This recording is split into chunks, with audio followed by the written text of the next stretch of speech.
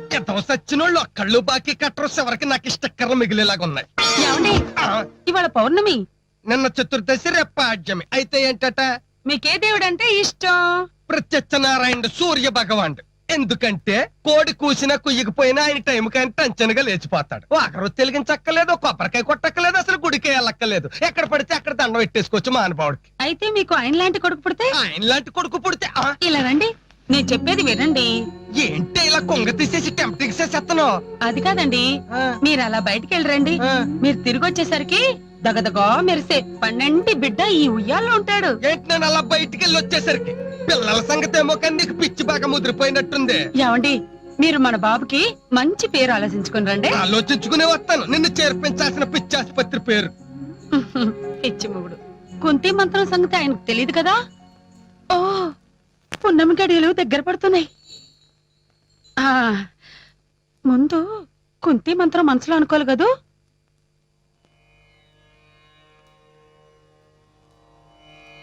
ఓం నమో సూర్యనారాయణాయ. ఓం నమో సూర్యనారాయణాయ.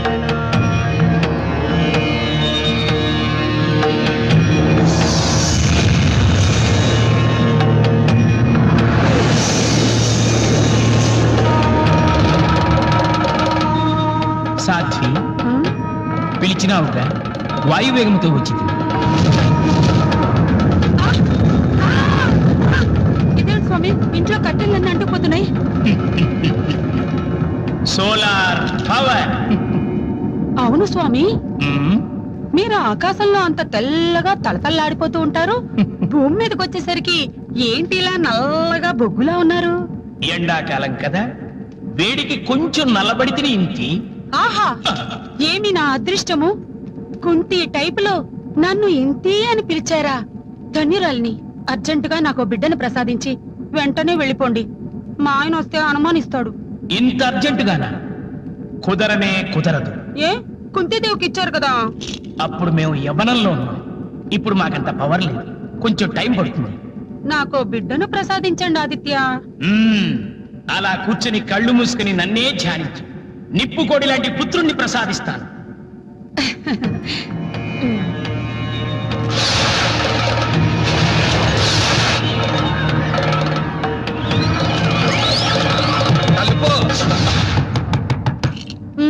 తలుపు తలుపు. అంతరాయం, మేము వెడలుచుంటే. ఆదిత్య, ఆదిత్య, ఆదిత్య! తల్లిని కాబోయే ముందు తలుపు తట్టారు, నా మంత్రం వృధా అయిపోయింది. ఏంటి ఒక దెబ్బకే తలుపు తెరుచుకునేది? ఇన్ని దెబ్బలకైనా తెరుచుకోదు. ఓయ్, వస్తున్నా, చెప్తా నీ పని. తలుపుతి. మీరా? మనమే. అయ్యో, ఎంత పని చేశారండి. తలుపు గడి పెట్టుకుని లోపలేం చేస్తున్నావే? మీకు పిల్లాన్ని కనిచ్చే ప్రయత్నంలో ఉన్నాను, అంత పాడు చేశారు. అయ్యి బాబోయ్, నేను లేకుండా నాకు పిల్లాన్ని కండం ఏంటి? నీ బొంద. అవునండి, సూర్య భగవానుడు మనకి బిడ్డను ప్రసాదించబోతుంటే మీరు వచ్చి తలుపు బాధేశారు, అంతరాయం కలిగింది, ఆయన మాయమైపోయాడు. మేకప్ తోట మేకప్ తీసేశా. ఊరుకోండి, ఆయన నిజంగా ఒరిజినల్ సూర్యుడు. జోకు లేకు. ఇలాంటి ట్రిక్కులు ఉపయోగిస్తే బెదిరిపోయి బెడ్రూమ్ కి స్టిక్కర్ తీసేస్తాను అనుకుంటున్నావా? సత్తే తీయను.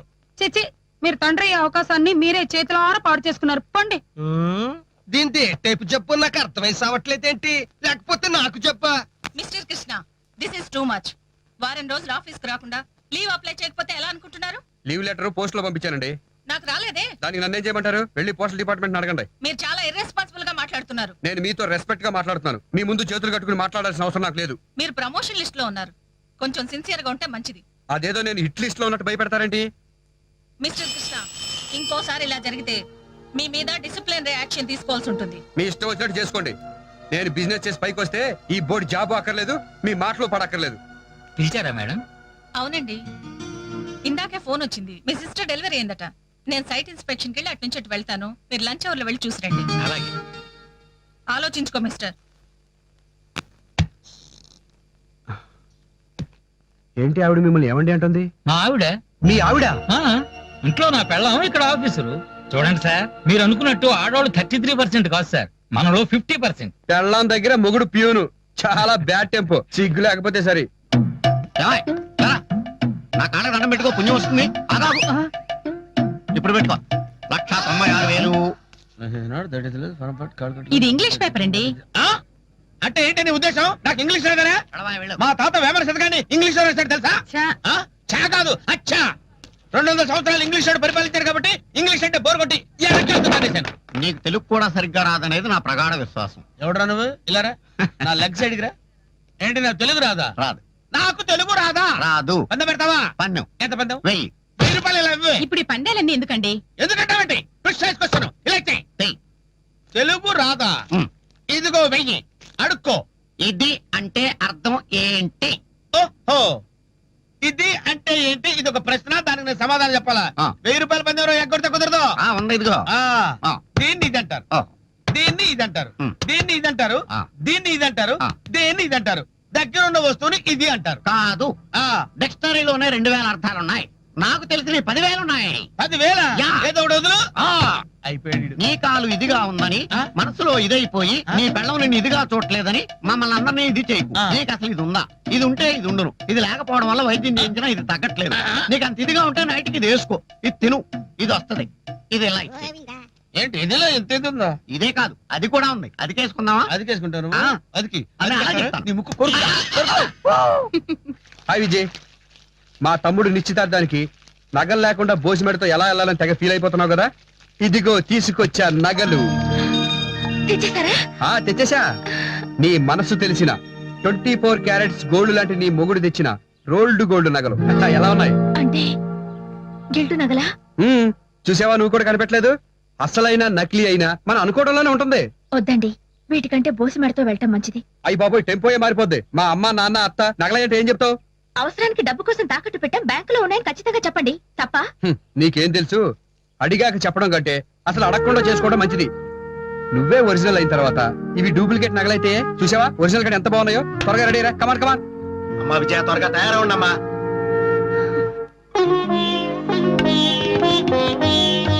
మీ పెద్ద అబ్బాయి గారు ఇంకా రాలేదేమండి? పని మీద బయటికి పంపించాను, వచ్చేస్తాడు. అమ్మ, ఒకసారి రా. ఎందుకురా? రా చెప్తాను. ఏరా, నెక్లెస్ తెచ్చావా? అంతా ఎదురు చూస్తున్నారు. లేదమ్మా, నిశ్చితార్థానికి ఆర్డర్ ఇచ్చిన నెక్లెస్ ఇంకా మెడ్రాస్ నుంచి రాలేదు. అయ్యయ్యో, ఇప్పుడెలా? ఏమీ పెట్టకపోతే బాగోదు. దీనికి అంత కంగారు ఎందుకు వదినా? విజయ నెక్లెస్ లాంటిదే కదా ఆర్డర్ ఇచ్చాం.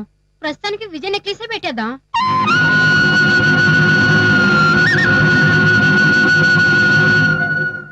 మంచి ఉపాయం చెప్పావు వదినా. విజయ, నీ నెక్లెస్ ఇవ్వమ్మా. త్వరగా రండి, ముహూర్తానికి టైం అవుతోంది. త్వరగా ఇవ్వమ్మా. ఆలోచిస్తావేంటమ్మా, ఇవ్వు. ఇచ్చే విజయ, రేపు మార్నింగ్ కల్లా ఇచ్చేస్తారు. ఏంటండి మీరు? వాళ్ళంటే తెలియక అడుగుతున్నారు, మీరు తెలిసి ఇమ్మంటారేంటి? ప్రస్తుతానికి ఇచ్చేయచ్చు కదా. తర్వాత ఇవి గిల్టు అని తెలిస్తే పీటల మీద పెళ్లి ఆగిపోతుంది, మీ ఇంటి పరువు పోతుంది. అయితే ఇప్పుడు ఏం చేద్దాం? ఇవి గిల్టు అని మీ అమ్మగారికి చెప్పేయండి. అమ్మో, నా పరుగు పోతుంది, చెప్పొద్దు.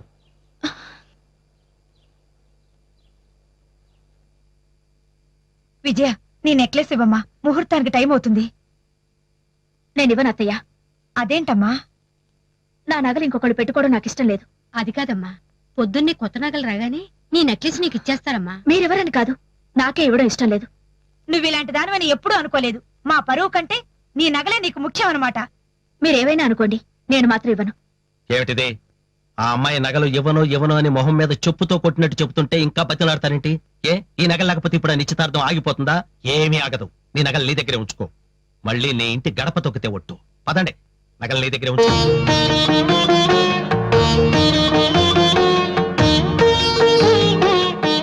ముహూర్తానికి టైం అవుతుందిరా.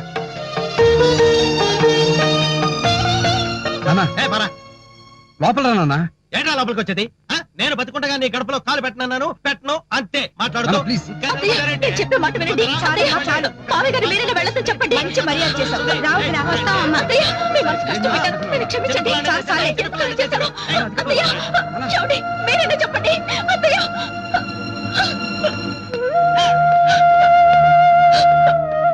విజయ, చూసారా, నేనేం చెప్పినా నీకేం తెలుసు అంటారు. అదే నా మాట విని గిల్ట్ నదులు పెట్టుకుని ఉండకపోతే ఇలా జరిగేది కాదుగా. అయిన వాళ్ళందరికీ నన్ను విరోధించేశారు. నేను చేయడం ఏంటి? నీ వల్లే మా వాళ్ళు ఇంట్లో కూడా రాకుండా వెళ్ళిపోయారు. అసలు అడగగానే లాజిక్ ఆలోచించకుండా నగలిచ్చేసి ఉంటే ఇంత దూరం వచ్చేది కాదు కదా. ఏంటండి మీరు? చేసినంత చేసి నేను చేస్తానంటారు. పట్ట వాళ్ళకి తెలుస్తుందా బాధ? అది కాదు విజయ. సరే బాబు, మీదే కరెక్ట్, నాదే తప్పు. నాకేమీ తెలీదు, అంతా మీకే తెలుసు. అంతా నా వల్లే జరిగింది. Clinton Clinton bush bush Clinton bush bush Clinton America. ఏంటి ఆంధ్రాలో 50 మందికి డాక్టరేట్లా? ఇంగ్లీష్ పేపర్ లో తెలుగు న్యూస్ ఇంగ్లీష్ అని మాకు తెలుసు, మా తెలుగులో మార్చుకొని చదివాం. ఏమే ఈ డాక్టరేట్లు ఎక్కడిస్తారు? అది మీకు ఇవ్వరండి, పెద్ద చదువులు చదువుకుని రీసెర్చ్ చేసిన వాళ్ళకి ఇస్తారు. మాకు తెలుసులేవా చదువుకున్న వాళ్ళకి ఇస్తారని. ఏమన్నా సౌకర్యంగా దొరుకుతాయేమో 2 తెచ్చేసుకుని పేరు ముందు తెట్టేసుకుందాం అనుకున్నాను. ఎలా ఉంది? అమ్మా సంసారికలామా? ధారాళமா సంసారికలాం. ఇంగ సంసారికలామా అంగ సంసారికలామా? ఎవడ వేణాలం సంసారికలాం. ఏంటి అక్కడ సంసారిద్దాం ఇక్కడ సంసారిద్దాం ఎక్కడ పడితే అక్కడ సంసారిద్దాం అంటున్నావు? నా సంసారాన్ని పడిగిరా ఆడితో పాటు కేరళ షిఫ్ట్ అయిపోదాం అనుకుంటున్నావా? అబ్బా మీకు అన్ని అనుమానాలేనండి. సంసారికడం అంటే మలయాళంలో మాట్లాడుకోవటం అని అర్థం. ఎంత చాటన్ కేరళ కరయు నిన్న ஒரு కాలు గుణమాయి ఇంద ఊర్ ఉండాకిలాం. ఉడుకులా వెళ్ళు. ఏంటండి ఉడుకులామంటున్నారు? ఉడకబెడుతుందంటే నిజమేనంటానే. కాదు, వాడు మిమ్మల్ని కేరళ తీసుకెళ్లి మీ సొట్టకాలు తీసి కర్రకాలు పెట్టిస్తారా? ఏంటి నాది సొట్టకాలన్న సంగతి కేరళ తెలిసిపోయిందా? సొట్టకాలు బాబు, ఇదిగో రెండోసారి కేరళకి ఏం వెళ్తావు గాని మొదటిసారి వెళ్ళినప్పుడే ఆ కాలు కూడా తీయించేసుకున్నాం అనుకో, గుడి గంటల్లో ఎన్టీ రామారావు లాగా చక్రాల బండ్లో దర్జాగా తిరగచ్చు. ఏంటి ఈ స్క్రిప్ట్ కొండిదేనా? జన్మ మెత్తిరా అనుభవించితిరా. ఏంటి మూసేసారా? అయ్య బాబోయ్, ఇదిగోమ్మా. ఏమిటయ్యా కంగారు, యాక్సిడెంటా? కాదమ్మా, సైబరాబాద్ ఫైనాన్స్ కంపెనీ మూసేశారంట. అయ్య బాబాయ్ మోసపోయాం, నా డబ్బంతా తీసుకెళ్ళండి. అయ్యో బాబాయ్, విజయం వల్ల అయినా అందులోనేగా డబ్బు పెట్టింది. పద చెప్దాం. అలాగే. విజయ, మీ ఆయన డబ్బు పెట్టింది సైబరాబాద్ ఫైనాన్స్ కంపెనీలోను కదా? అవును. కొంప మునిగిపోయింది తల్లి. ఆ కంపెనీ ఎత్తేసారు. మేము ఇప్పుడే చూసొస్తున్నాం. రాత్రికి రాత్రి జనాన్ని ముంచేసి పారిపోయారు. అక్కడంతా గొడవ గొడవగా ఉంది.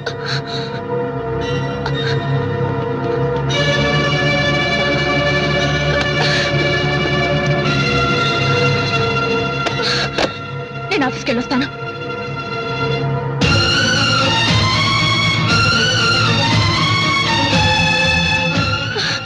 Excuse me. ఏమ్మా కృష్ణ గారు ఎక్కడ? కృష్ణ గారా? నీకు చెప్పలేదమ్మా? ఏంటి? ఆయన ఉద్యోగానికి రాజీనామా చేసి 2 రోజులైంది.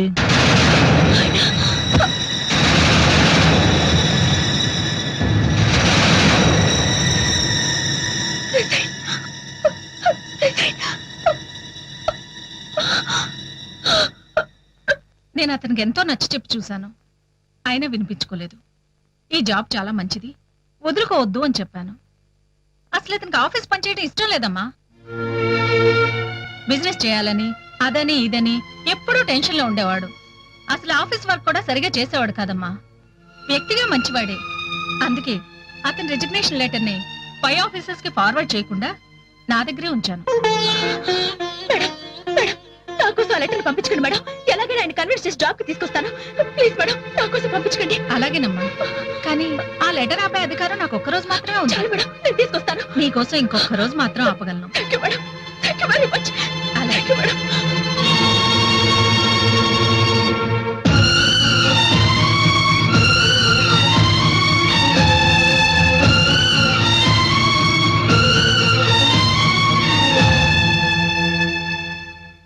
చిచ్చి, ఇంట్లో అడుగు పెట్టకూడదు అనుకున్నాను, కానీ పెట్టాల్సి వచ్చింది.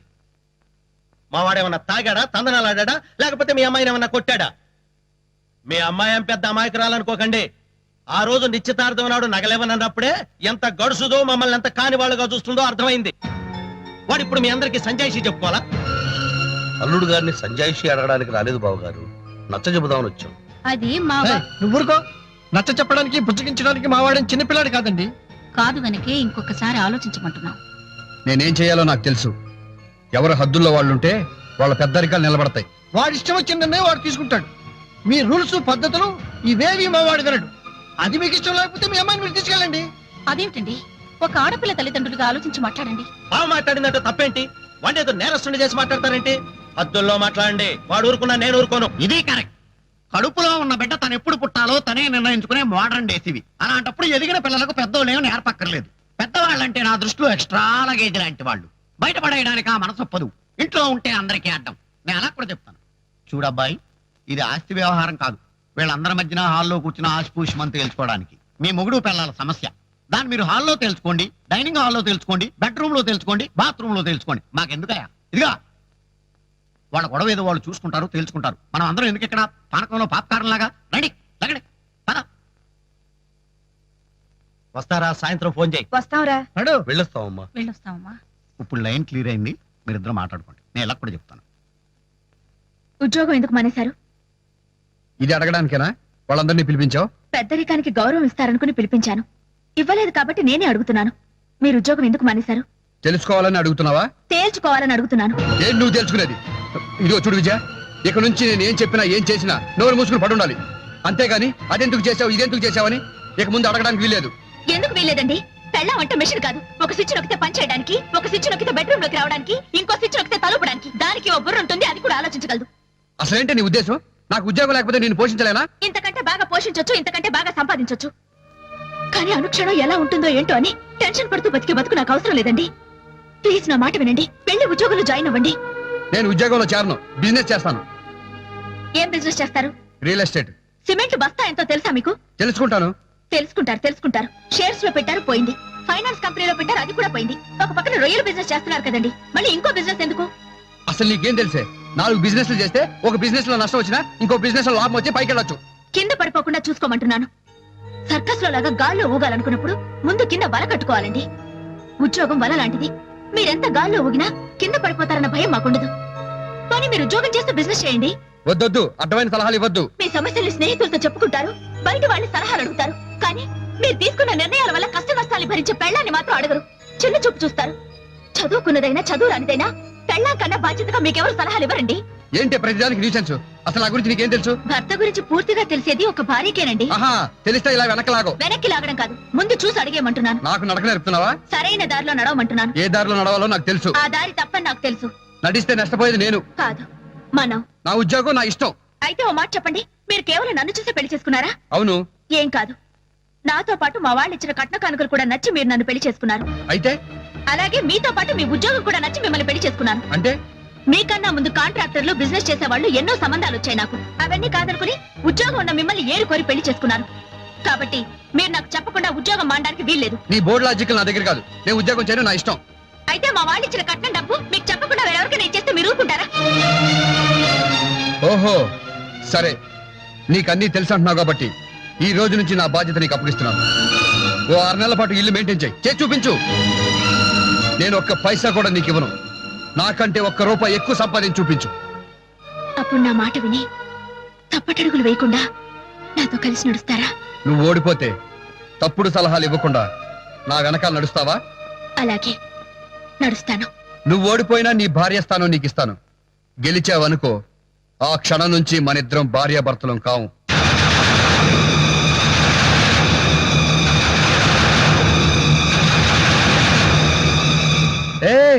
ఏంటి అలా అయిపోయావు? నువ్వు అలా అయిపోకూడదు. మొగుడి కంటే అన్ని తెలిసిన దానివి, సలహాలు ఇచ్చేదానివి.